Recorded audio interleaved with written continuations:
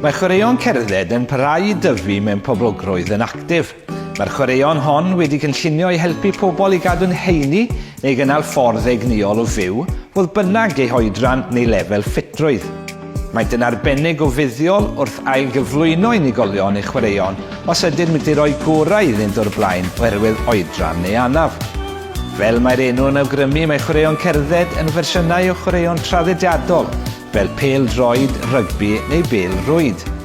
Gan ddilyn rheolau safonol y gêm, ond gyda chwaraewyr yn cerdded yn lle rhedeg.